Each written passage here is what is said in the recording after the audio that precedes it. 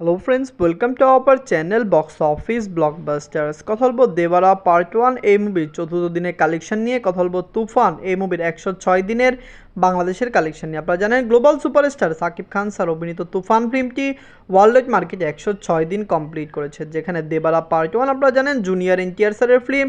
মুভিটি পুরোপুরি record breaking collection করতে সক্ষম হয়েছে দর্শকদের সাপোর্ট ভালোবাসায়।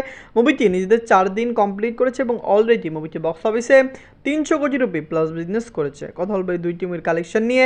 ভিডিও ভালো লাগে তো লাইক করবেন এবং এখন যদি বক্স অফিস ব্লকবাস চ্যানেলটি সাবস্ক্রাইব না করে থাকেন, সবার আগে সকল মুভির latest update plus box office collection জানার জন্য আমাদের চ্যানেলটি সাবস্ক্রাইব করে নেবেন। প্রথম বলবো দেবারা পার্ট 1 নিয়ে। বাজেট হলো 300 কোটি রুপি। লিডার আপনারা জানেন জুনিয়র এনটিআর সিনেমা চতুর্থ দিন কমপ্লিট করে নিয়েছে। দেবারা পার্ট 1 এর বাজেট 300 কোটি রুপি প্লাস হলো মুভি থিয়েটারিক্যাল ভ্যালু 168 কোটি রুপি, যার কারণে মুভিটি 360 কোটি রুপি প্লাস বিজনেস করলে ক্লিন হিট হয়ে যাবে। আপনারা জানেন সাউথ ল্যাঙ্গুয়েজের যত ফিল্ম রয়েছে সকল কিন্তু থিয়েটারিক্যাল ভ্যালু পার করলে ক্লিন হিট ডিক্লেয়ার করা হয়। এটি বলিউড বা বাংলা ফিল্মের মতো নয় যে বাজেটকে রিকভার করতে হয়, কারণ আপনারা জানেন দেবারা পার্ট 1 যখন রিলিজ হয়েছে মুভি এর আগে অনেক টাকা আয় করেছে। সাউথের মুভিগুলো আপনারা জানেন ডিজিটাল রাইট, স্যাটেলাইট রাইট এবং থিয়েটারিক্যাল রাইট বিক্রি করে অনেক টাকা আয় করে, যার কারণে তারা কিন্তু বক্স অফিসের দিকে তাকিয়ে থাকে না। তারা বক্স অফিস রিলিজ হওয়ার আগেই মুভিকে সুপারহিট বা ব্লকবাস্টার ডিক্লেয়ার করে দেন। দেবারা পার্ট 1 নিজেদের চতুর্থ দিনে অল ইন্ডিয়া কনস্টেশন করেছে 25 কোটি রুপি। ওভারসিজ মার্কেট থেকে আয় করেছে 8 কোটি 50 লক্ষ রুপি। ওয়ালেট মার্কেট থেকে আয় করেছে 33 কোটি 50 লক্ষ রুপি। টোটাল এমএ কালেকশন হলো 338 কোটি রুপি। আপনারা জানেন জুনিয়র এনটিআর স্যার তিনি তেলুগু ইন্ডাস্ট্রির একজন অনেক বড় অ্যাক্টর, অনেক মাপের ভালো অ্যাক্টর। তার ভালো ফ্যান বেস পুরো ওয়ার্ল্ড মার্কেটে রয়েছে। তার ফিল্মটি দর্শকদের মন জয় করেছে। বক্স অফিসে মুভিটি পজিটিভ রিভিউর সাথে রিলিজ হয়েছে এবং মুভিটি বক্স অফিস থেকে ব্লকবাস্টার কালেকশন করে নেবে। ফ্যামিলি যদি সাপোর্ট করে দেবারা পার্ট 1 লাইফ টাইমে 650 থেকে 700 কোটি রুপি প্লাস বিজনেস করবে। মুভির হাইপ খুবই ভালো, মুভির রিভিউ অসাধারণ ভালো, যার কারণে আমরা আশা করছি মুভিটি লং টাইম রানে বক্স অফিসে অনেক বড় রেকর্ড ব্রেকিং কালেকশন করতে পারবে। আপনারা যদি এখনও জুনিয়র এনটিআর স্যার অভিনীত দেবারা পার্ট 1 না থাকেন দেখবেন। আপনারা জানেন আমরা যে কালেকশনটি দেই সেটি কিন্তু প্রডিউসার ফিগার নয়, ট্রেড ফিগার। ট্রেড ফিগার সবসময় সঠিক হয়। প্রডিউসাররা অনেক সময় বাড়িয়ে চাড়িয়ে বলেন, যার কারণে প্রডিউসারের কোনো শো বা কোনো ডাটা আমরা আপডেট করি না। ধন্যবাদ।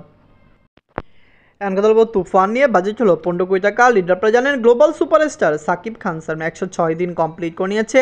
Global superstar Shakib Khan sir অভিনীত তুফান ফিল্মটি একটি মেগা ব্লকবাস্টার ফিল্ম, বাংলার ইতিহাসের ওয়ান অফ দ্য বেস্ট এবং বিগেস্ট ব্লকবাস্টার ফিল্ম। আমরা যেরকম এক্সপেক্ট করেছি তুফান এর চেয়েও ভালো কালেকশন করে দিয়েছে। মুভিটি লাইফ টাইমে আরও ভালো আয় করবে। আপনারা জানেন গ্লোবাল সুপারস্টার সাকিব খান স্যারের ফিল্মটি অলরেডি 70 কোটি থেকে 75 কোটি টাকা প্লাস বিজনেস করে নিয়েছে। বাংলাদেশের ইতিহাসের প্রথম ফিল্ম যেটি 50 কোটি টাকা প্লাস বিজনেস করেছে। তুফান এসেছে রেকর্ড ব্রেকিং কালেকশনটি মুভিটি ওয়ার্ল্ড মার্কেটে করেছে। অবশ্যই ফ্যামিলিজন সাপোর্ট করলে তুফান আরও ভালো আয় করবে। আমরা আশা করছি গ্লোবাল সুপারস্টার সাকিব খান স্যারের এই ফিল্মটি একটি মেগা ব্লকবাস্টার হয়ে বের হবে। বাংলাদেশের ইতিহাসে এত বড় বিগেস্ট ব্লকবাস্টার ফিল্ম এর আগে বাংলাদেশের দর্শক দেখেনি। অবশ্যই এটি একটি নতুন মাইলফলক ক্রিয়েট করেছে। নিজের 106 দিনে বাংলাদেশ থেকে আয় করেছে 7 লক্ষ টাকা। 39 দিনে মালয়েশিয়া থেকে আয় করেছে 2 লক্ষ টাকা। নিজেদের 88 দিনে মুভিটি ওয়েস্ট বেঙ্গল থেকে আয় করেছে 1 লক্ষ টাকা। এই তিনটি কান্ট্রিতে মুভিটি চলছে, বাংলাদেশ, মালয়েশিয়া, ওয়েস্ট বেঙ্গল। আপনারা জানেন এই কান্ট্রিতে মুভিটি আরও লং টাইম রান করবে। মালয়েশিয়াতে আপনারা জানেন 39 দিন কমপ্লিট করলো। আমরা আশা রাখছি মুভিটি 50 দিন কমপ্লিট করে ফেলবে। নিজের 95 দিনে ইউএসএ মার্কেট থেকে আয় করেছে 2 লক্ষ টাকা। ইউকে থেকে আয় করেছে 1 লক্ষ টাকা। জার্মানি থেকে আয় করেছে 1 লক্ষ টাকা। মুভিটি অস্ট্রেলিয়া মার্কেট থেকে আয় করেছে 2 লক্ষ টাকা। এই 4টি কান্ট্রিতে মুভিটি চলছে।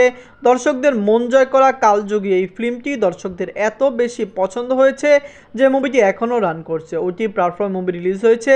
অনেক জায়গায় আপনারা জানেন বিভিন্ন ওয়েবসাইটে তুফানকে দেখানো হচ্ছে, কিন্তু তারপরেও তুফান সগৌরবে সিনেমা হলে চলছে। শুধু বাংলাদেশে নয়, বাংলাদেশের বাইরে ওভারসিজ মার্কেটেও কিন্তু তুফান দাপিয়ে বেড়াচ্ছে। নিজের 106 দিনে ওয়ার্ল্ড মার্কেট থেকে আয় করেছে 16 লক্ষ টাকা। টোটাল এমএ কালেকশন হলো 76 কোটি 35 লক্ষ টাকা। আপনারা যদি এখনও global superstar Shakib Khan sir অভিনীত তুফান ফিল্মটি না থাকেন দেখবেন। তুফানের পরে আপনারা জানেন নেক্সট টার্গেট হলো দরদ। দরদকে পুজোয় রিলিজ করতে চেয়েছিল, কিন্তু বর্তমানে মুভির যেই রকম আমরা আপডেট দেখছি বা মুভিটি যেরকমভাবে চলছে আমার মনে হয় না সেন্সর পেলেও পুজোতে মুভিটি রিলিজ হতে পারে। অরণ্য মামুন স্যার মুভিকে পোস্টপোন করে করে মুভির হাইপ কমিয়ে দিয়েছে। আপনারা জানেন কোনো ফিল্ম যদি পোস্টপোন বেশি করা হয় দর্শকদের মধ্যে সেই মুভি নিয়ে কোনো হাইপ থাকে না। তুফানকে বেশি পোস্টপোন করা হয়নি বলেই, তুফান সময় মতো এসেছে বলেই তুফান কিন্তু বক্স অফিসে রেকর্ড আয় করতে পেরেছিল। অবশ্যই দরদকে সময় মতো রিলিজ করে দিবেন, না হলে আমরা আশা করি না যে দরদ ভালো কালেকশন আনতে পারে। তুফান, দেবারা পার্ট 1 এই দুইটি মুভি যারা দেখেননি দেখে নেবেন। আমরা আশা করছি সাউথের দেবারা পার্ট 1 দেখে আপনারা যেরকম খুশি হবেন, বাংলার তুফান দেখেও আপনারা সেরকম খুশি হবেন। ধন্যবাদ।